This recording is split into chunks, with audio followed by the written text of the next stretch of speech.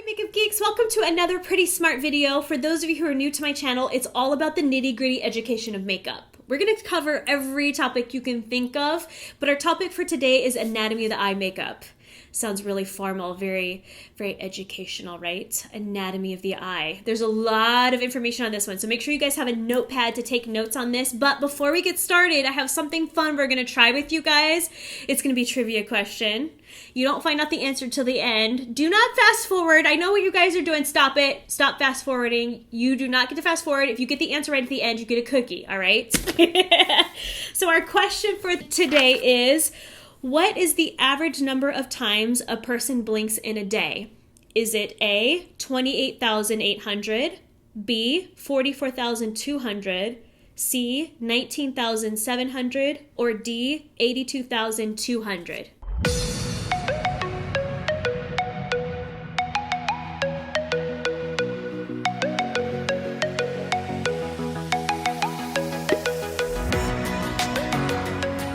Alright, so the first part of the eye is the most important. This is where you're going to put most of your color, shimmer, shine. This is the largest part of your eye, and that's the eyelid.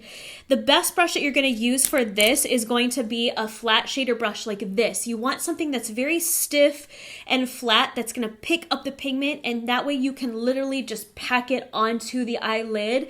This is where you're going to put any sort of color, any finish. You can do matte finish, shimmer, bright colors, neutrals, whatever you want. This is where you get to have fun, and the key to the eyelid is make sure that you pack that color on and use a flat brush. If you use a brush that's like dome shaped and you start putting shadow on, the pigment's going to fall down, get under your eyes. It's a hot mess. No one wants to have to clean up your hot mess under your eyelid, so try to use something that's flat and stiff and do a packing motion on the lid. All right, next part of the eye is what I call the outer V. This is the outer corner of the eye going from the lash line to the crease and slightly into the crease. It forms kind of like a sideways V shape. The best brush for that is going to be an outer V brush. Makeup Geek has one that's called outer V, but basically it's a medium dome shaped brush. You don't want to use a flat stiff brush. You want it to be dome shaped. That way you can blend the shadow inwards. You can get into the crease slightly, but definitely a dome shape because it just forms to the contour of that eye. The best shadows for the outer part of your eye are going to be medium to dark shades. It can be matte or shimmer. Me preferably, I like to do matte out here because I do shimmer on the lids. It just opens my eyes a little bit more, but it doesn't matter the finish, but definitely do medium to dark colors out here because it grounds the whole look. It's not too heavy all over the eye, and it just adds a little bit of dimension to your whole makeup look. The next section is the crease, and that's basically the crease of your eye, the fold. Some people don't have a natural crease, so what you can do is fake one by finding a spot that's kind of the center of your lid, going from lash line to brow. Find that center spot, and that would be where you could do the crease.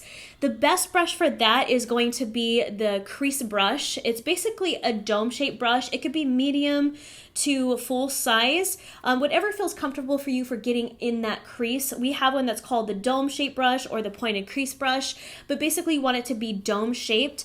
The shadows that you're going to put here are going to be medium level. You can do dark as well if you want it to be dramatic, but for like soft everyday looks, do medium colors. You want it to be something that's at least 3 to 4 shades darker than your skin. I like to do like medium taupe colors, medium browns. It could be any color, just as long as it's in that mid-range compared to your skin. Like for me, I have light skin, so I'm going to go for like medium tans. If you have dark skin, then you can do like a dark brown, just something that's a few shades darker than your skin. Does that kind of make sense?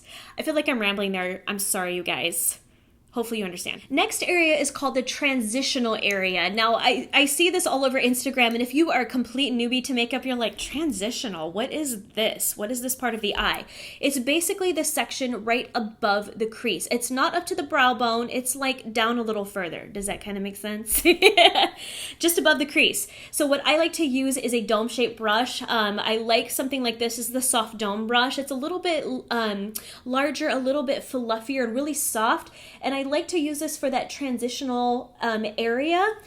For the colors, you want something that's a medium tone, a little bit lighter than what you put in the crease. So if I put, say, a medium brown in my crease, I'll use a light brown in the transitional area to blend it out and make it a little bit softer. You want it to be something transitioning from the crease color up to the brow bone. So generally like medium light colors will work, something that's just a couple shades darker than your skin. It could be any color, it could be any finish honestly, but for me, I prefer matte finish shadows versus shimmer. I just find it's more flattering in that area. Next area is the highlight or the brow bone. This is right under your brows, and you can use any brush for that. You can use a flat one, you can use a dome one.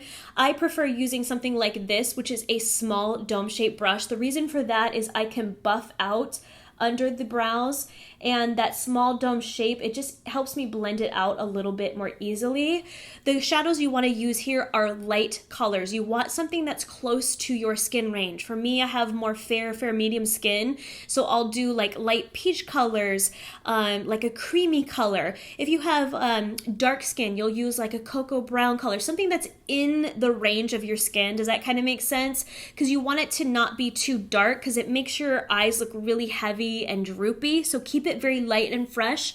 You can do either a matte or a shimmer finish. It doesn't matter. It just depends on how much shine you want on your eyeballs or not. Next section is the inner corner. I don't know if you guys can see on the camera right now. You see I have like a little bit of purple in here for a little pop, because I kept it all neutral, but I was like, I want some color, so I'm gonna put purple right there in that inner corner.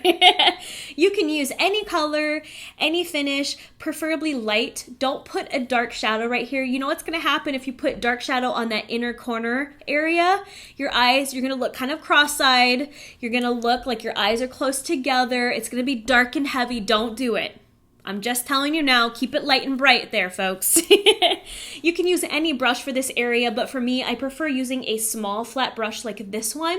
It gives me more control. I can stick it in the tear duct, blend it slightly upwards towards the crease, and I like doing like champagne colors. I like using shimmer as well. Matte finish can be a little bit dull. This is the one area where if you do like a light shimmery shadow, it makes you feel more awake, bright, as if you slept 8 hours when you know you didn't. You slept 4, but we're gonna pretend with that inner tear duct that you slept a lot and you look wide-eyed and bright. Okay, next area is the lower lash line. You guys didn't know there's this many parts to the eye, did you? I told you this was complicated and you needed to grab some popcorn and a notepad to take notes, but the lower lash line is the area under the lashes. This you can do any color, any finish. It's totally up to you. The best brush that I like to use for that is a pencil brush, something that's very small. It doesn't have to be dome shaped. It could be flat as well, but it definitely needs to be small because this is a small area. But I like taking a small pencil brush and buffing the shadow under here. This is the best area to apply bright color. If you wear neutrals and you're like, you know what? I don't want to wear a scary bright blue eyeshadow, but I want to try it. This would be the area that you could really experiment and have fun. You can do a bright blue, bright purple, bright green. With just putting a little bit under the lower lash line, it gives you that little pop, but it's not in your face bright blue, so it's a little bit more wearable, if that makes sense. But definitely, any finish, any color, use a small brush. All right, lastly is the waterline. You guys ready for me to demonstrate it? It is when you pull on your eyelid, that little fleshy part up in your eye, that's the waterline. It's very sensitive. I will say this, do not use a brush in there. Some people do. I don't know how you do it, but as soon as I put a brush in there, it stabs my eye. It makes it red. My eyes water. It ruins my makeup. It's a hot mess. Don't put a brush in there. Use a pencil. What I like to do is I will take an eyeliner pencil, any color, doesn't matter, and I dip it into a gel liner and run it in the waterline, or you can just use, if the pencil's creamy enough, you can use that on its own to add a pop of color, or if you want to make a more dramatic look, this is the best place to do a dark color, like dark brown, dark purple, black. Just intensify that waterline and it grounds the whole makeup look. It makes it more dramatic and it just emphasizes the lash line. So hopefully that helps you guys in figuring out anatomy of the eye makeup, but are you guys ready for the answer to our trivia question? You didn't fast forward, did you? Because you don't get a cookie if you did. All right, the answer, drum roll. What is the average number of times a person blinks in the day? It is A, 28,800. How many of you got it right? All right, thanks for playing with us. Come back in a couple weeks for another Pretty Smart video, you guys, and have fun with your makeup. I'll talk to you soon. Bye.